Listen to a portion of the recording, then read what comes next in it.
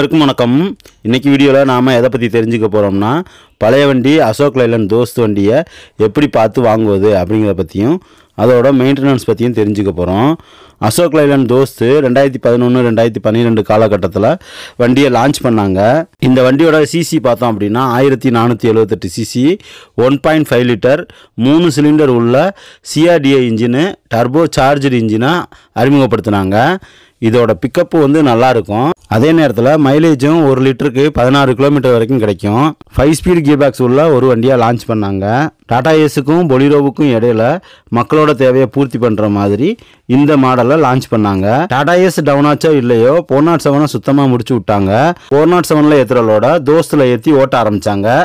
407 வண்டி உயரம்ங்கிறதால mileage wise பார்க்கும்போதும் தோஸ்து கொஞ்சம் பெஸ்ட்டாகவே இருந்ததால் மக்கள் தோஸ்து எடுத்து ஓட்ட ஆரம்பித்தாங்க. டாடா ஏஸுக்கும் பொலிரோவுக்கும் அடுத்து மக்களோட தேவைக்கு தோஸ்து தான் ரொம்ப பெர்ஃபெக்டாக இருந்துச்சு. அதனால் இப்போ வரைக்கும் தோஸ்து ஒரு சக்ஸஸ்ஃபுல் மாடலாகவே இருக்குது. அதுலேயும் 2020 படா தோஸ்த் அப்படிங்கிற ஒரு மாடலை அறிமுகப்படுத்தி தி கிங் ஆஃப் ரோடு அப்படின்னு சொல்லக்கூடிய பொலிரோ பிக்கப்போட சேல்ஸையே டவுன் பண்ண வச்சுட்டாங்க. ஆரம்பத்தில் ஃப்ரண்ட்டில் சஸ்பென்ஷன் டைப் உள்ள வண்டியை லான்ச் பண்ணாங்க. அதில் ஒரு சில கம்ப்ளைண்ட் உருவாச்சு.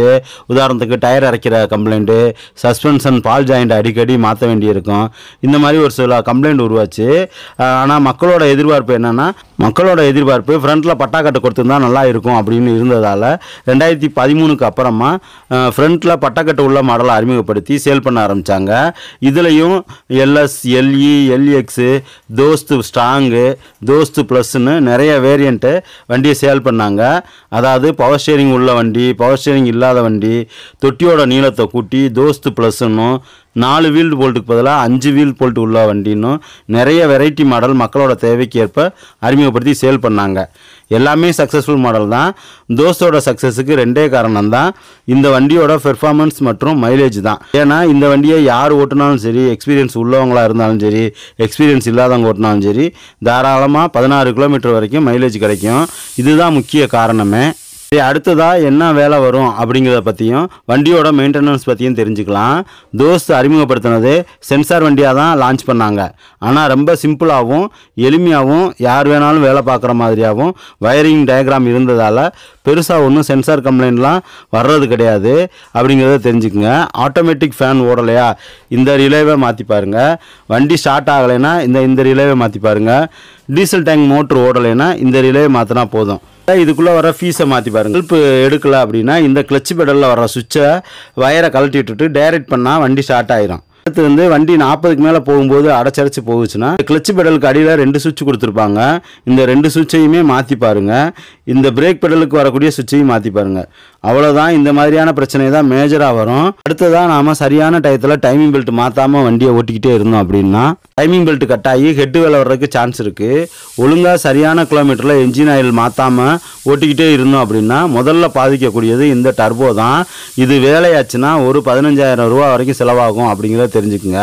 அதே மாதிரி வண்டியை ஸ்டார்ட் பண்ணும்போது ஒரு 10 செகண்ட் வண்டியை ஐட்லியில் ஓட விட்டு ரேஸ் பண்ணணும். ஏன்னு கேட்டிங்கன்னா, கீழே இன்ஜினில் இருக்கிற ஆயில் தொட்டியில் இருக்கிற ஆயில் வந்து மேலே ஹெட் வரைக்கும் வர்றதுக்கு ஒரு சில மைக்ரோ செகண்ட் எடுத்துக்கிடும். இந்த டர்போக்குள்ளே இருக்கக்கூடிய இந்த ஃபேன் லீஃப் என்ன செய்யும் அப்படின்னா, ஒரு செகண்டுக்கு 1000 முறை கூட சுற்றக்கூடியது, இன்ஜினோட காற்று மூலியமாகவே சுற்றக்கூடியது. அப்போ இதுக்கு ஆயில் சர்க்குலேஷன் போகணும் இல்லையா? அப்போ நம்ம வண்டியை ஸ்டார்ட் பண்ணோடனே ரேஸ் பண்ணக்கூடாது. ஒரு 10 செகண்ட் ஓட விட்டுட்டு அதுக்கப்புறம் தான் இன்ஜினை ரேஸ் பண்ணணும். அதே மாதிரி தான் வண்டியை ஆஃப் பண்ணுறதும். அப்படியே வண்டி வந்தோடனே அப்படியே ஆஃப் பண்ணக்கூடாது. வண்டியை ஒரு 10 செகண்ட் ஐட்லிங்கில் அப்படியே ஓட விட்டு அதுக்கப்புறம் தான் வண்டி ஆஃப் பண்ணணும் அப்படிங்கிறத தெரிஞ்சுக்குங்க. இது வந்து உடனே வேலை வராது. நம்ம இதே மாதிரி தொடர்ந்து இந்த மாதிரி பண்ணிகிட்டே இருந்தோம்னா ரொம்ப நாள் கழிச்சு டர்போ வேலையாயிரும். இந்த ஃபேனுக்கு வந்து ஆயில் சப்ளை இல்லாமல் சீக்கிரமாகவே வேலை வந்து. உங்களுக்கு டர்போ பற்றி தெளிவான விளக்கம் வேணும் அப்படின்னா இந்த வீடியோவோட கடைசியில் அந்த டர்போ பற்றி தனியாக ஒரு வீடியோவே பண்ணியிருக்கேன். அந்த வீடியோவோட லிங்க்கையும் கொடுக்குறேன். அதையும் பார்த்து நல்லா தெரிஞ்சுக்குங்க. மற்றபடி யூஸ்வலாக எல்லா வண்டிக்கும் வர்ற மாதிரியான வேலை வரும். கிளச்சை பொறுத்த வரைக்கும் 60,000 கிலோமீட்டர்லேருந்து 80,000 கிலோமீட்டர் வரைக்கும் ஓடும். ஒவ்வொருத்தரும் ஓட்டுறதை பொறுத்து மாறுபடும். ஆனால் ஒரு 40,000 கிலோமீட்டர்லேயே கிளச்சை மிதிக்கிறதுக்கு ரொம்ப ஹார்டாக இருக்கும் அப்படிங்கிறதையும் தெரிஞ்சுக்குங்க. கியர் ஷிஃப்ட்டு கேபிள் டைப்பாக இருக்கிறதால கியர் போடுறதுக்கு ரொம்ப ஸ்மூத்தாக இருக்கும். ஆனால் அதே நேரத்தில் அதிக கிலோமீட்டர் ஓடிடுச்சுன்னா இதுவும் கொஞ்சம் பிரச்சனை பண்ணும் அப்படிங்கிறத தெரிஞ்சுக்குங்க. பிரேக்கு பவர் பிரேக் அப்படிங்கிறதுனால பிரேக் நல்லாவே நிற்கும். பெருசாக ஒன்றும் கம்ப்ளைண்ட் வராது. மற்றபடி தேய்மானத்தினால வரக்கூடிய பிரச்சனை மட்டும்தான் வரும். சரி, வண்டியோட மெயின்டெனன்ஸ் எப்படி அப்படிங்கிறத தெரிஞ்சுக்கலாம். ஒவ்வொரு 7000 கிலோமீட்டர்லேருந்து 8000 கிலோமீட்டருக்கு ஒரு தடவை இன்ஜின் ஆயிலை மாற்றிக்கணும். 15க்கு 40 கிரேட் ஆயில் தான் யூஸ் பண்ணணும். இன்ஜின் ஆயில் பார்த்தீங்கன்னா 4.5 லிட்டர் கெப்பாசிட்டி. ஆயில் சேஞ்ச் பண்ணும்போது ஆயில் ஃபில்டரை அவசியம் மாற்றணும். டீசல் ஃபில்டரை பொறுத்த வரைக்கும் 4 சர்வீஸுக்கு ஒரு தடவை, அதாவது 30,000 கிலோமீட்டருக்கு ஒரு தடவை மாற்றினா போதும். 3 சர்வீஸுக்கு ஒரு தடவை ஏர் ஃபில்டரை மாற்றிக்கிறது நல்லது. ஒவ்வொரு சர்வீஸுக்கும் ஏர் பிடிச்சி போடணும் அப்படிங்கிறத தெரிஞ்சுக்குங்க. அடுத்ததாக கியர் பாக்ஸுக்கு பார்த்தீங்கன்னா 90W80 கிரேடு உள்ள ஆயில் தான் ஊற்றணும். 2 லிட்டர் கெப்பாசிட்டி. 40,000 to 50,000 கிலோமீட்டருக்கு ஒரு தடவை மாற்றணும் அப்படிங்கிறத தெரிஞ்சுக்குங்க. Crown oil 80W140 grade use பண்ணணும். 30,000 கிலோமீட்டர்லேருந்து 40,000 கிலோமீட்டருக்கு ஒரு தடவை மாற்றிக்கணும். வீல் பேரிங் க்ரீஸுக்கு பொறுத்த வரைக்கும் ஃப்ரண்ட்டில் மட்டும்தான் க்ரீஸ் பேக்கிங்கு, பின்னாடி வீலுக்கு க்ரீஸ் பேக்கிங் கிடையாது. அதனால் ஃப்ரண்ட்டில் 40,000 கிலோமீட்டருக்கு ஒரு தடவை க்ரீஸை வந்து சேஞ்ச் பண்ணிக்கணும், க்ரீஸ் பேக் பண்ணி மெயின்டைன் பண்ணிக்கணும். கூலண்ட் ஆயிலை பொறுத்த வரைக்கும் 4 சர்வீஸுக்கு ஒரு தடவை மாற்றிக்கணும். ஒரு 2 லிட்டரு நீங்கள் வந்து வாங்கி தண்ணி கலந்து அதை வந்து மாற்றி வச்சுக்கிறது நல்லது. அதே மாதிரி பவர் ஸ்டீரிங் ஆயிலை பொறுத்த வரைக்கும் ஒரு 80,000 கிலோமீட்டருக்கு ஒரு தடவை மாற்றிக்கணும்.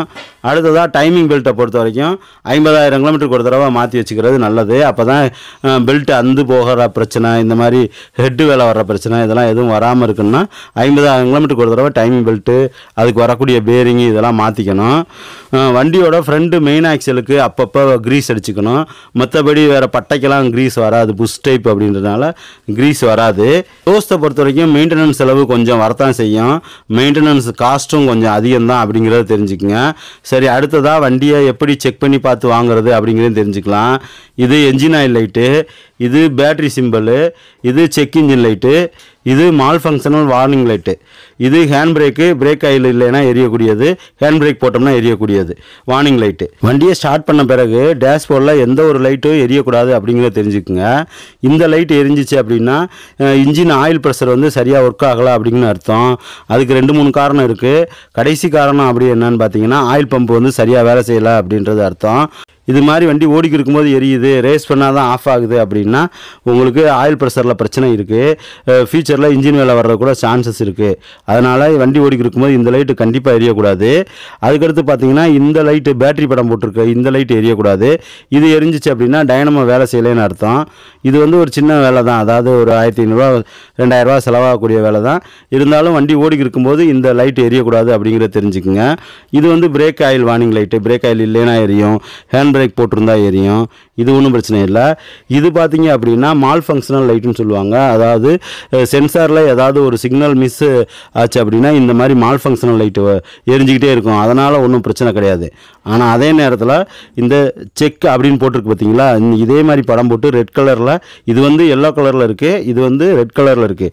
இந்த செக் அப்படின்னு செக் என்ஜின் போட்டிருக்க இந்த லைட் வந்து எரியக்கூடாது. வண்டி ஓடிக்கு இருக்கும்போது எரிஞ்சால் ஏதாவது ஒரு பிரச்சனை இருக்குது அப்படின்னு அர்த்தம். சில சமயங்களில் இந்த லைட் எரிஞ்சால் வண்டி ஸ்டார்ட் ஆகாது. அதுக்கான காரணத்தை நம்ம ஸ்கேன் பண்ணி தான் என்ன ஏதுன்னு பார்க்கணும், அது வேறு விஷயம். ஆனால் வண்டி ஓடிக்கு இருக்கும்போது இந்த மாதிரி லைட் எரியக்கூடாது. இந்த எல்லோ கலரில் இருக்கிற லைட் எரிஞ்சால் ஒன்றும் பிரச்சனை இல்லை. இந்த வண்டியை பொறுத்த வரைக்கும் உங்களுக்கு டெம்பரேச்சருக்கு மீட்ரு கிடையாது. டெம்பரேச்சர் ரைஸ் ஆச்சுன்னா வார்னிங் வந்து கத்த ஆரம்பிச்சிடும், இண்டிகேஷன் மட்டும்தான் காமிக்கும். அதனால் வந்து இதில் டெம்பரேச்சர் வந்து நம்மளால் பார்க்க முடியாது. டெம்பரேச்சர் ஏறிடுச்சுன்னா ஆட்டோமேட்டிக்காக வார்னிங் லைட் தான் எரியும். அதனால் அது பிளிங்க் ஆகுதா அப்படிங்கிறத செக் பண்ணிக்கோங்க. அடுத்ததாக வண்டியை நல்லா ஓட்டி பாருங்கள். வண்டி ஒன் சைடாக இழுக்குதா அப்படிங்கிறத செக் பண்ணிக்கோங்க. ஜென்ரலாக வண்டி ரன்னிங்கில் ஏதாவது நாய்ஸ் இருக்கா, க்ரௌன் நாய்ஸ் கம்மிங் கேட்குதா, வீல் பேரிங் நாய்ஸ் கேட்குதா அப்படிங்கிற விஷயங்களெல்லாம் ஜென்ரலாக செக் பண்ணிக்கோங்க.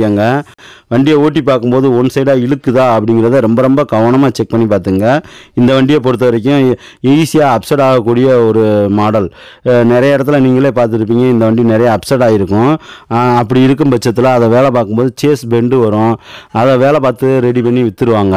அந்த மாதிரி சுச்சுவேஷனில் உங்களுக்கு பார்த்தீங்கன்னா வண்டி ஒன் சைடாக இழுக்கிற மாதிரி ஃபீல் ஆகும். அதனால் அதை ரொம்ப கவனமாக செக் பண்ணி வண்டியை ஓட்டி பார்த்து நல்லா பார்த்து வாங்கிக்கணும். டன்னேஜ் அதிகமாக போட்டு ஓட்டுறதாலையும் சேஸ் கட் ஆகிற கம்ப்ளைண்ட் வரும். அதனால் சேஸ் எதுவும் கிராக் இருக்கா அப்படிங்கிறத ப்ராப்பராக செக் பண்ணிக்கோங்க. சேஸில் வந்து எல்லா இடத்துலையுமே கிராக் இருக்கா அப்படிங்கிறத செக் பண்ணிக்கோங்க. இந்த வண்டியை பொறுத்த வரைக்கும் சேஸ் தனியாக வரும், ஈஸியாக மாற்றிக்கலாம். கேபின் தனியாக சேஸ் தனியாக வர்றதுனால, தொட்டி தனியாக வர்றதுனால நம்ம ஈஸியாக மாற்றிக்கலாம். இருந்தாலும் சேஸ் கிராக் இருக்கா அப்படிங்கிறத செக் பண்ணிக்கோங்க. அதே மாதிரி புகை ஏதாவது வருதா அப்படிங்கிறத செக் பண்ணிக்கோங்க. கரும்புகை அல்லது வெள்ளை புகை ஏதாவது வருதா அப்படிங்கிறத ப்ராப்பராக செக் பண்ணிக்கோங்க. இன்ஜினை பொறுத்த வரைக்கும் நாம் தெரிஞ்சுக்க வேண்டியது, வண்டியை ஓட்டி பார்த்துட்டு வரும்போது அதாவது இன்ஜின் ஓரளவுக்கு நார்மலாக ஹீட்டாக இருக்கும்போது இந்த ஆயில் கேஜை உருவி பாருங்கள். இது வழியாக புகை ஏதாவது வருதா, ஆயில் ஏதாவது தெரிக்குதா அப்படிங்கிறத செக் பண்ணிக்கோங்க. இதை பற்றி உங்களுக்கு முழுமையான வீடியோ வேணும் அப்படின்னா நம்ம ஆல்ரெடி வீடியோ போட்டிருக்கோம், அந்த வீடியோவையும் நீங்கள் பார்த்து தெரிஞ்சுக்கலாம். அவ்வளோதான். இந்த வீடியோ உங்களுக்கு பிடிச்சிருந்துச்சி அப்படின்னா லைக் பண்ணுங்கள். மற்றவங்களும் பார்த்து தெரிஞ்சுக்கிட்டோம் அப்படின்னு நினச்சிங்கன்னா ஷேர் பண்ணுங்கள். மறக்காமல் நம்ம தமிழ் மெக்கானிக் சேனலை சப்ஸ்கிரைப் பண்ணுங்கள். நன்றி, வணக்கம்.